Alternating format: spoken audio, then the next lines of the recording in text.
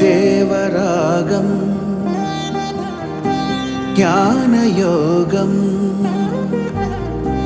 వ్యాసపీఠం బహువేదశాస్త్రం బోధామృతహిత శ్రీమన్నారాయణం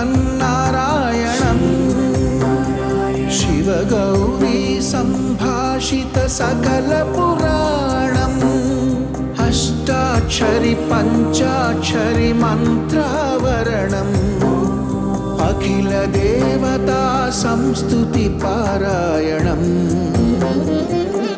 జయమంగళకరమీ ప్రవచన శ్రవణం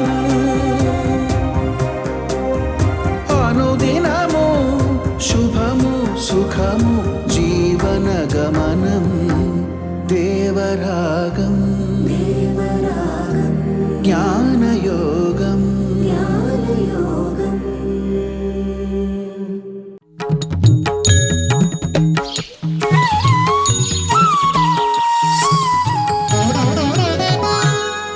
ఆపదామపహర్తారం దాతారం సర్వసంపదాం లోకాభిరామం శ్రీరామం భూయో భూయో నమామ్యహం. జై శ్రీమన్నారాయణ. ప్రియ భగవద్బంధులారా, భగవద్గీతలో భగవంతుడు తన స్వరూపాన్ని, తన కళ్యాణ గుణాలని, తనకుండేటటువంటి అఖండమైనటువంటి అనంతమైన ఐశ్వర్యాన్ని గురించి స్పష్టంగా చెబుతాడు. ఎందుకోసం అనంటే, తన యందు ఉండేటటువంటి గుణాలని, సంపదని తెలుసుకుంటే తన యందు ప్రేమ ఏర్పడుతుంది. భగవంతుడి యందు ఉండేటటువంటి ప్రేమకి భక్తి అని పేరు.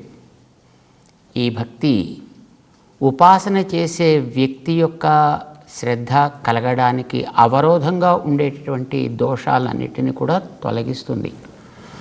అతనికి ఉండేటటువంటి సంశయాలని తీరుస్తుంది. పరతత్వం ఏది, ఎలా, ఇలాంటి సంశయాలకి భగవంతుడి యొక్క కళ్యాణ గుణాలు సమాధానాన్ని చెప్తాయి. భక్తి ప్రధానమైనటువంటి సాధనము తరించడానికి అనే విషయాన్ని 9వ అధ్యాయంలో భగవంతుడు స్పష్టంగా చెప్పాడు. ఇది చాలా విలువైనటువంటి విషయం సుమా, రాజ విద్య, అది రాజగుహ్యం. ఇది అతి రహస్యమైనది, అంతేకాదు వెతికితే తప్ప తెలియనిది, కనిపించనిది. దీన్ని చెప్పాడు 9వ అధ్యాయంలో. అర్జునుడికి సందేహం కలిగింది. నీ కళ్యాణ గుణాలు, నీకుండేటటువంటి సంపద ఎట్లాంటిది అని, దాన్ని వివరించాలి అని శ్రీకృష్ణుడు ప్రారంభం చేశాడు 10వ అధ్యాయంలో. అందులో ఈ ప్రపంచంలో ఉండేటటువంటి సకల వస్తువులకి, ప్రపంచానికి బాహ్యంగా ఉండేటటువంటి సకల వస్తు జాతానికి కూడా తనే నియామకుడు. ఇది తెలుసుకోవడం చాలా అవసరము అని చెప్పాడు. గతంలో 3వ శ్లోకంలో చెబుతూ, యోమాం అజం అనాదించ వేత్తి లోక మహేశ్వరం అని, తాను సకల లోకానికి, సకల ప్రాణికి తనే శాసకుడు, నియామకుడు కనుక ఈ విషయాన్ని అసమ్మూఢ యహ జానాతి, అసమ్మూఢ తనని మిగతా వాళ్ళతోటి ఏకము అని అనుకోకుండా, మిగతా వాళ్ళలో తను కూడా ఒకడు అని అనుకోకుండా, ఎవడైతే ఈ చరాచరాత్మకమైనటువంటి ప్రపంచాన్ని అంతటినీ శాసించేవాడిని నేను అని తెలుసుకుంటాడో వాడే సర్వపాపై ప్రముచ్యతే. తన యందు ప్రేమ ఏర్పడడానికి, భక్తి కలగడానికి అవరోధంగా ఉండేటటువంటి పాపాలు, దోషాలు అంటే ఆయన దూరం చేసేవి అన్నమాట. అలాంటి వాటన్నిటి నుంచి కూడా వాడు విడుదల పొందగలుగుతాడు. దీనికి ఏం తెలుసుకోవాలి? ఆయన అజుడు అని తెలుసుకోవాలి అని చెప్పాడు. ఆయన అజుడు, అనాది అయినటువంటి తనని తెలుసుకోవాలి అని అన్నాడు ఆయన. అనాదిగా ఉండే అజుడు అని దానికి మన ఆచార్యులు చాలా చక్కటి స్పష్టతని మనకి అందించారు. మనం దీని గురించి గతంలో ముచ్చటించుకున్నాం. ప్రకృతికి అజం అనే పేరు. జీవుడు కూడా సహజంగా అజుడే, అంటే జన్మ లేనివాడే. జన్మ లేనివాడే కానీ కర్మబంధం చేత జన్మలని పొందుతున్నాడు, మరణాన్ని పొందుతున్నాడు. కర్మ ఉన్నంత వరకు ఒక దేహంలోంచి మరొక దేహంలోకి మారుతూనే ఉంటాడు కనుక వాడికి స్వరూపం అజమైనప్పటికీ కూడా వాడికి ఉండేటటువంటి జన్మల ప్రభావాన్ని బట్టి, కర్మ సంబంధాన్ని బట్టి అతన్ని ఆది కలిగిన అజుడు అంటే ఒకనాడు జన్మనెత్తేవాడు, జన్మను పోగొట్టుకునేవాడు, ఇవి రెండు అతనికి ఉంటున్నాయి. కర్మబంధం తొలగినటువంటి వాడికి ముక్తుడు అని పేరు. కానీ ఆ ముక్తుడికి కూడా కర్మ సంబంధము అనే ఒక అర్హత ఉండడం చేత ఒకనాడు అది ఉంది, అది తొలగింది. అందుచేత ఆ సంపర్కము అనే ఒక దోషం ఉండడం చేత జీవుణ్ణి కూడా అనాది అయిన అజుడు అనడానికి వీల్లేదు. నిత్యులని కొందరు ఉన్నారు, వాళ్ళు ఎప్పుడూ అక్కడే ఉంటారు, వాళ్ళకి అసలు కర్మ సంబంధం ఏం లేదు, వాళ్ళు జన్మరహితులే. కానీ వారి యొక్క ప్రవృత్తులన్నీ కూడా భగవత్ సంకల్ప అధీనమై ఉండడం చేత వాళ్ళని కూడా అనాది అజత్వము అనేది వాళ్ళకు కూడా ఉండదు. చేత అనాది అయిన అజత్వం కలిగినటువంటి వాడు ఒక్కడే, అది నేనే సుమా అని మనకి 3వ శ్లోకంలో శ్రీకృష్ణుడు స్పష్టం చేయడం జరిగింది. ఇది తెలుసుకోవలసినటువంటి తత్వం. ఏమని తెలుసుకోవాలి? సర్వలోక మహేశ్వరం, అన్నిటినీ కూడా నియమించేవాడు. అన్నిటినీ అంటే వేటిని? జీవులని, ప్రకృతిని, ప్రకృతికి ఉండేటటువంటి గుణాలని, జీవులకు ఉండేటటువంటి స్వభావాలని, వీటన్నిటిని కూడా శాసించేవాడు తాను. దీన్ని గతంలో మనకి 7వ అధ్యాయంలో రసోహమప్సు కౌంతేయ ప్రభాస్మి శశి సూర్యయోహో అనంటూ ద్రవ్యాలకు ఉండేటటువంటి స్వభావాలని, వాటి యొక్క గుణాలని ఎలా తాను శాసిస్తాడో అక్కడ మనకి చెప్పాడు. ద్రవ్యాలను కూడా శాసించేటటువంటి స్వభావం తనకుంది అని గతంలో చెప్పుకున్నాడు ఆయన. పరాప్రకృతి, అపరాప్రకృతి అనేటువంటి వాటి ద్వారా. ఇక జీవులలో ఉండేటటువంటి, చేతనాల్లో ఉండేటటువంటి స్వభావాలని అన్నిటినీ కూడా నేనే నియంత్రిస్తా. జీవుల్లో రకరకాల స్వభావాలు ఉంటాయి. వాటిని 5వ శ్లోకంలో స్పష్టం చేశాడు. 4వ శ్లోకంలో కూడా బుద్ధి, జ్ఞానము అంటూ ఆయన మనలో ఉండేటటువంటి కొన్ని స్పష్టంగా కనిపించేటటువంటి, ప్రకాశించేటటువంటి కొన్ని స్వభావాల గురించి ఆయన చెప్పడం జరిగింది. ఇవన్నీ కూడా తన వల్లనే ప్రవర్తిస్తాయి. మత్త ఏవ పృథక్ విధాహ, నా నుండి ప్రవర్తిస్తాయి. ఏమేమిటవి? బుద్ధి, జ్ఞానం, అసమ్మోహ, క్షమ, సత్యం, దమ, శమ, సుఖం, దుఃఖం, భవో భావ, భయంచ అభయమేవ చ, అహింసా, సమత, తుష్టి, తపో, దానం, యశః, అయశః. ఇవన్నీ మనకు కనిపించేవి ప్రపంచంలో, ముఖ్యంగా మనుషుల ద్వారా. మిగిలినటువంటి ప్రాణుల్లో ఉండే స్వభావాన్ని కూడా తనే శాసిస్తాడు. ఇవన్నీ ఎట్లా శాసిస్తాడు అనేటటువంటి దాన్ని తాను అంతర్యామిగా ఉండి లోపల తను శాసిస్తాడు. అంతఃప్రవిష్ట శాస్త జనానాం సర్వాత్మ అని మనకి వేదం చెప్తోంది. సో ఈ జ్ఞానం జీవుల్లో ఉండేటటువంటి స్వభావాలన్నీ తనలో ఉన్నట్టుగానే ఆ స్వభావాలు కలిగినటువంటి వ్యక్తులు ఈ ప్రపంచంలో ఉండేటటువంటి జీవవర్గానికి ఆదికర్తలుగా ఉండేటటువంటి మహనీయులు ఎవరెవరు ఉన్నారో వారందరూ కూడా తన వల్ల ప్రవర్తించిన వారే అనే విషయాన్ని కూడా స్పష్టం చేస్తున్నాడు 6వ శ్లోకంలో. శ్లోకాన్ని ఒకసారి చూద్దాం మనం. మహర్షయః సప్త పూర్వే చత్వారో మనవస్తథా మద్భావా మానసా జాతాః ఏషాం లోక ఇమాః ప్రజాః. మహర్షయః సప్త పూర్వే. పూర్వే ఈ మన్వంతరంకి ముందు ఉండేటటువంటి కాలం దగ్గర నుంచి కూడా ఉండే మహర్షయ సప్త, 7 మహర్షులు.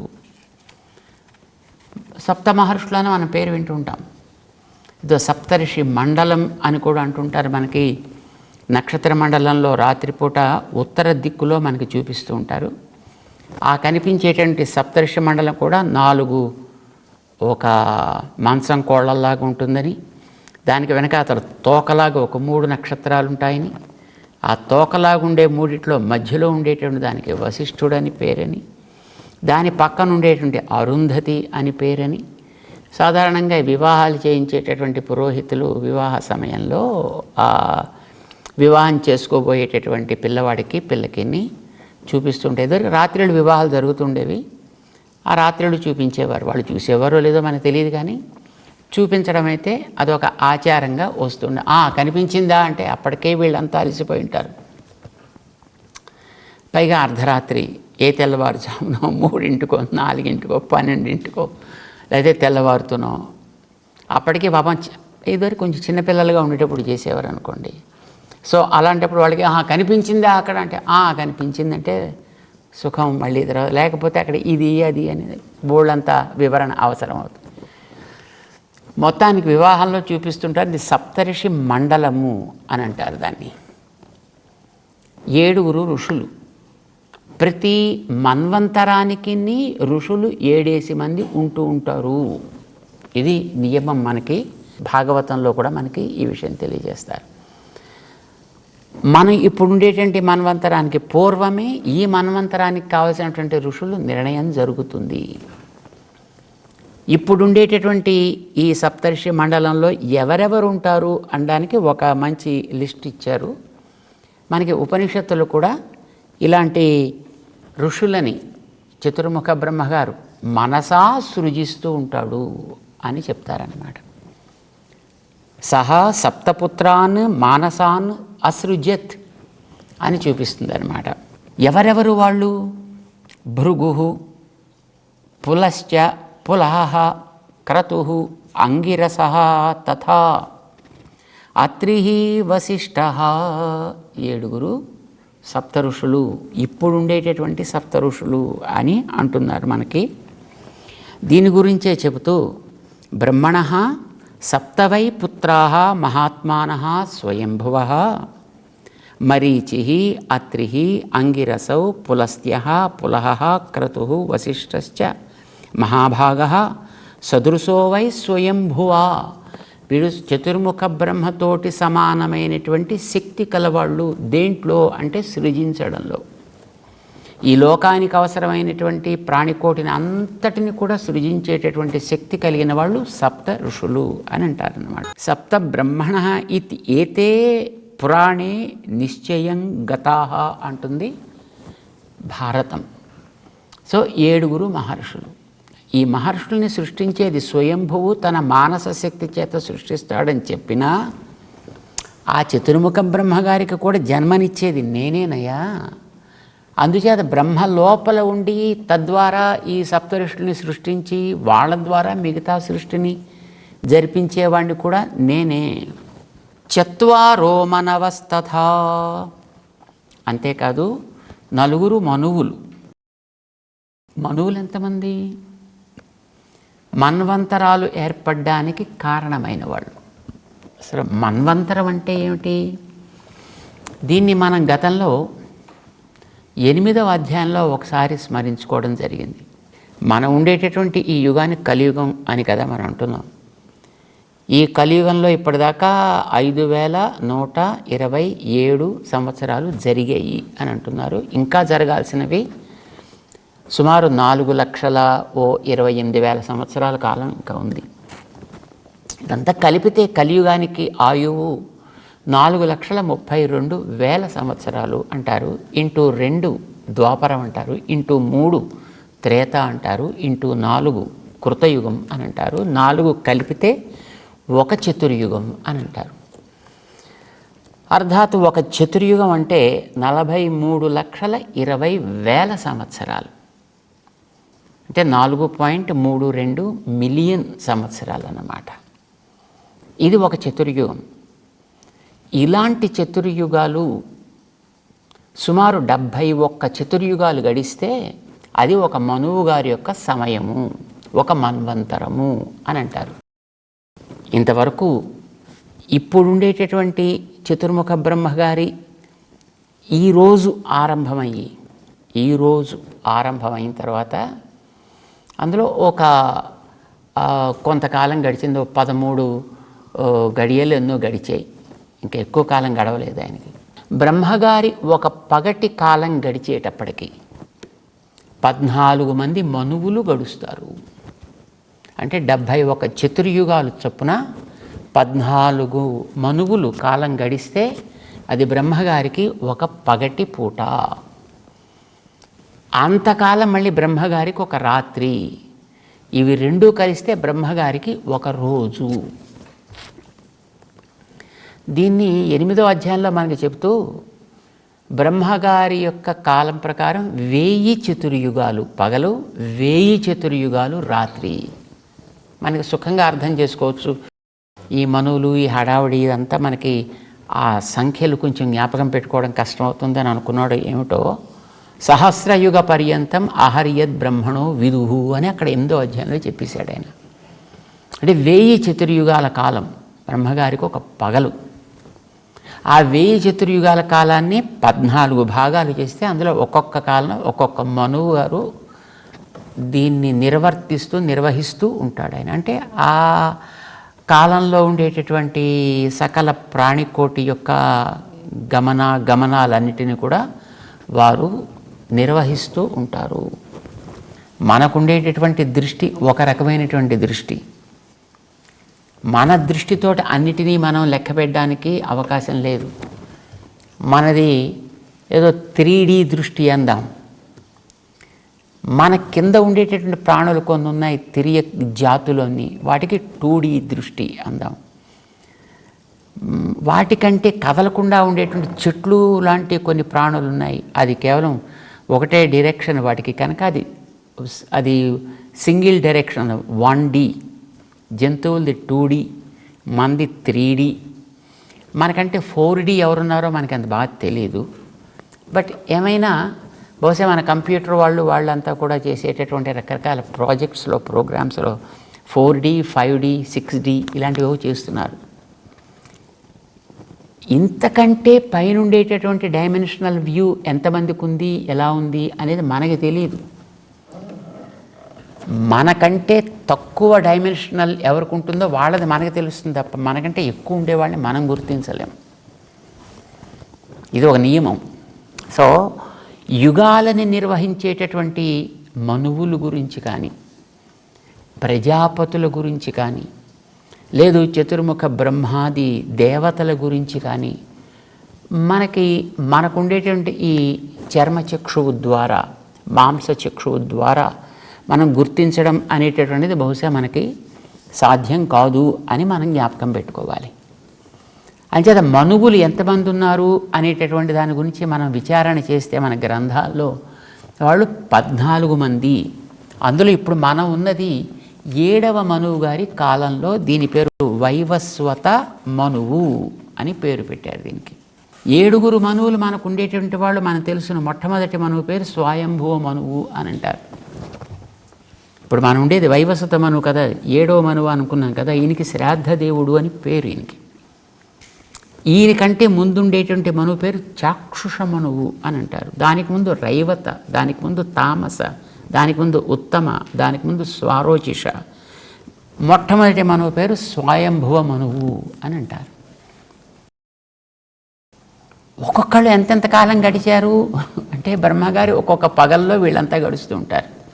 ఇప్పుడు ఈ 7వ మనువు గారు గడిస్తే సగం మంది పూర్తయ్యారని అర్థం అండి. ఈ గడవలసినటువంటి వాళ్ళు అంటే ఒక పగటి పూటలో సగం భాగం మధ్యాహ్నం దాకా వచ్చాం అన్నమాట మనకి ఆ బ్రహ్మగారి కాలం ప్రకారం.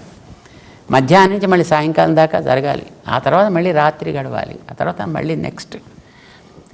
ఈ సగంలో గడిచినటువంటి 7 మనువులు అయ్యారు. ఇంకొక 7 మనువులు గడవాలి. ఆ 7 మనువులకి పేర్లు ఉన్నాయి. వాళ్ళకి సావర్ణులు అని పేరు. ఆయన పేరు సావర్ణి అనే పేరు. దాని తర్వాత 9వ మనువు గారు దక్ష సావరిణి, 10వ ఆయన పేరు బ్రహ్మ సావరిణి అని అంటారు. తర్వాత ధర్మ సావరిణి, దాని తర్వాత రుద్ర సావరిణి, దాని తర్వాత రుచి, ఆ తర్వాత భౌమ అని వీళ్ళందరూ మనువులు, రాబోయేటటువంటి మనువులు. వాళ్ళని గురించి కూడా అప్పుడే మనకి ప్రెడిక్ట్ చేసి ఫిక్స్ చేసి చెప్పేశారు మనకి. రాబోయేటటువంటి కాలానికి ఏర్పడవలసినటువంటి మనువులు 4 సావర్ణులు వాళ్ళు. వాళ్ళని కూడా నేనే నియంత్రిస్తా సుమా. 4 మనవస్తథా, వాళ్ళ పేరు సావరణికులు. బ్రహ్మ సావరణి, రుద్ర సావరణి, ధర్మ సావరణి, దక్ష సావరణి. వీళ్ళంతా కూడా మద్భావా మానసా జాతా ఏషాం లోకే ఇమా ప్రజా. ఇప్పుడు మనం చూసేటటువంటి ఈ ప్రపంచంలో కనిపించేటటువంటి ఈ సకల ప్రజ అంటే మనుషులు ఒక్కళ్ళే కాదు, ప్రకర్షేణ జాయంతే, పుట్టేటటువంటి ప్రతి ప్రాణి కూడా. అయితే మనకి సందేహాలు వస్తాయి రకరకాలుగాను. అంటే మనకి జంతువులు కూడా మనలోంచే పుడతాయండి, సరీసృపాలు కూడా మనలోంచే పుడతాయా, మిగతావన్నీ కూడా మనలోంచే పుడతాయా, ఎలా పుడతాయి? ఇవన్నీ కూడా ఈ సావర్ణులు అంటే వాళ్ళు మరి మనుషులకి మనుషులకి జంతువులు ఎలా పుడతాయి, జంతువులకి మనుషులు ఎలా పుడతారు, పాములు గీవులు ఎలా పుడతాయి? మనకి భాగవతంలో దితి అదితి అని ఇద్దరు గురించి చెప్తారండి. కశ్యప ప్రజాపతి యొక్క పత్నులుగా చెప్తారు. అందులో అదితికి పుట్టిన వాళ్ళంతా కూడా కొన్ని రకాల ప్రాణులు, దితికి పుట్టిన వాళ్ళంతా కొందరు ప్రాణులు. కొంతమంది దేవతలు అయ్యారు, కొంతమంది అసురులు అయ్యారు. అందులో కూడా మళ్ళీ దేవతలు రకరకాల వాళ్ళు ఉన్నారు. దాంట్లో వీళ్ళకి పుట్టినటువంటి మిగతా వాళ్ళు కొంతమంది ఉన్నారు, కద్రు లాంటి వాళ్ళు కొందరు ఉన్నారు.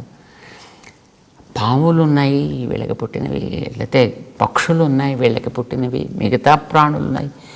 ఇవన్నీ ఎలాగ పుట్టాయండి? పుట్టించిన వాళ్ళు ఎలాంటి వాళ్ళు? వాళ్ళు మనుషుల, జంతువుల? ఈ విషయంలో మనం చెప్పగలిగింది చాలా తక్కువ. కారణం మనకు ఉండే అవగాహన కూడా కొంచెం తక్కువ కనుక. ఎలా పుడతారు మనుషులకి, వీళ్ళంతా ఎలా పుడతారు అని మనకి సంశయాలు వస్తాయి. కానీ ఒకటైతే మనం చూస్తున్నాం, మట్టిలోంచి మనమంతా వచ్చాం కదా. మట్టిలోంచి వచ్చినటువంటి ఆహారాన్ని తిని మన శరీరాలు పెరుగుతున్నాయి, మన శరీరాల్లోంచి మిగతా ప్రాణులన్నీ వస్తున్నాయి. మరి ఈ మట్టిలోంచి వచ్చేటటువంటి ఆహారం వల్ల పుట్టినవే మనుషులు కానీ, జంతువులు కానీ, పక్షులు కానీ, ప్రాకేటటువంటి ప్రాణికోటి కానీ, ఇవన్నీ కూడా అలా వచ్చినవే కదా. చేత ఒక దాంట్లోంచి భిన్న భిన్నమైనటువంటి జాతులకు సంబంధించినవి రావటము, పుట్టడము, రూపుదిద్దుకోవడము అనేటటువంటిది మనం ఈ భూమి మీద చూస్తున్నాం. దీనికి మూల కారణమైనటువంటి ఆ స్థితిలోంచి కూడా ఇలాంటివన్నీ రావడానికి బహుశా దీనికి ఏది కారణం, దానికి కూడా అదే కారణం.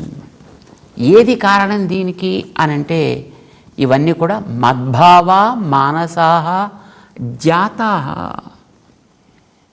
ఇవన్నీ నాకు సంబంధించినటువంటి చిత్రం. యో బ్రహ్మాండం విదధాతి పూర్వం అని బ్రహ్మకి ఎవడు రూపకల్పన చేస్తున్నాడో, బ్రహ్మ ద్వారా వీటన్నిటినీ వాడే పుట్టిస్తున్నాడు కూడాను. ఇవంతా బ్రహ్మ మానసపుత్రులు అంటారు. బ్రహ్మ యొక్క మానసపుత్రులు. ఆ బ్రహ్మగారు నా నుంచి, నా ద్వారా ఏర్పడి నా వల్ల ప్రవర్తించేటటువంటి వ్యక్తి కనుక వీళ్ళందరికీ కూడా నేనే కారణము. చేత ఇవన్నీ ఎక్కడి నుంచో వచ్చినవో కాదయా. గుణాలు ఎట్లాగైతే నా ఆధీనంలో ఉండి ప్రవర్తిస్తున్నాయో, ఈ గుణాలకి ఆధారమైన ప్రాణికోటిని అంతటినీ కూడా నేనే నడిపిస్తున్నా. ప్రాణికోటిని పుట్టించినటువంటి ఈ సప్త ఋషులు కానీ, మనువులు కానీ, మనువులకి వీళ్ళకి కూడా ఆధారమైనటువంటి బ్రహ్మగారు కానీ, వీళ్ళందరూ కూడా మద్భావ జాత, నా వల్లనే అవతరించిన వాళ్ళు, జన్మించిన వాళ్ళు సుమా అంటూ మానస ప్రవృత్తులకి అంటే చిత్తవృత్తులకి ప్రాణికోటి ప్రసవానికి కారణమైనటువంటి మూల పురుషులు ఎవరున్నారో వాళ్ళకి కూడా తనే కారణము అనే విషయాన్ని శ్రీకృష్ణ భగవానుడు 10వ అధ్యాయపు 6వ శ్లోకంలో చక్కగా స్పష్టపరుస్తున్నాడు. ఇది తెలుసుకోవడం వల్ల లాభమేమిటి? తనకు ఉండేటటువంటి ఇన్నిటినీ చిత్ర విచిత్ర సృష్టిని చేయగలిగేటటువంటి గుణ యోగ్యత, ఇది తెలుసుకోవడం వల్ల ఏమవుతుంది అనే విషయాన్ని తర్వాత పైన 7వ శ్లోకంలో తెలియజేస్తున్నాడు స్వామి. తెలుసుకునే ప్రయత్నం చేద్దాం. జై శ్రీమన్నారాయణ.